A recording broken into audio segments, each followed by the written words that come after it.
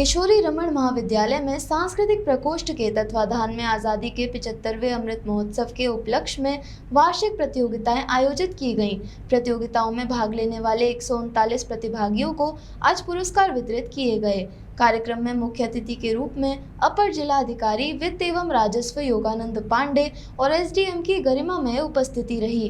कार्यक्रम की शुरुआत दीप जलाकर की गई। मुख्य अतिथियों का पुष्पगुच्छ देकर स्वागत किया गया।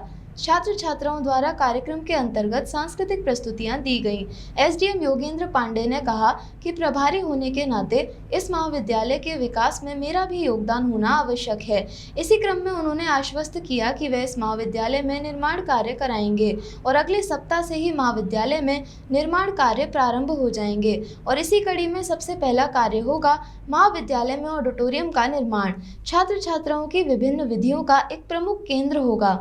जी, फिर से आज के कार्यक्रम को लेकर क्या कहेंगे आप? देखिए, आज़ादी का अमृत महोत्सव जो 75वां साल मनाया जा रहा है, उसी के उपलक्ष्य में किशोरी रमन पीजी कॉलेज में विभिन्न प्रकार के कार्यक्रमों का आयोजन किया गया था दिसंबर के महीने में। इसमें बहुत सारे हमारे यहाँ के विद्यार्थियों ने प्रतिभाग किया था, छात्रों ने, छात्राओं ने। उसी का आज जो है महाविद्यालय परिवार की तरफ से पुरस्कार वितरण कार्यक्रम था, जिसमें सभी जो भी विजेता थे, उपविजेता थे और जो भी अन्य प्रतियोगी जिन्होंने प्रथम, द्वितीय, तृतीय स्थान प्राप्त किया था, उन सभी का पुरस्कार वितरण और मनोबल बढ़ाने का एक सार्थक प्रयास था महाविद्यालय की तरफ से। उसी में हमारे यहाँ से सारे लोग उपस्थित हुए थे और सभी लोगों ने मिल करके उन लोगों को प्रमोट करने का प्रयास। सर, कितने छात्रों को पुरस्कार वितरण किए गए? टोटल 37 छात्र छात्राओं को महाविद्यालय परिवार की तरफ से पुरस्कारों का आवंटन वितरण किया। आज के कार्यक्रम को लेकर क्या कहेंगे? क्या आयोजित कार्यक्रम कराए गए?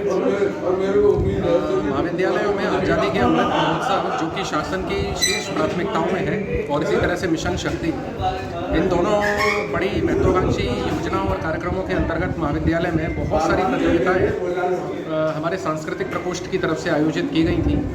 तो आज इन प्रतियोगिताओं में जो विजेता बच्चे थे, उनका पुरस्कार वितरण समारोह था।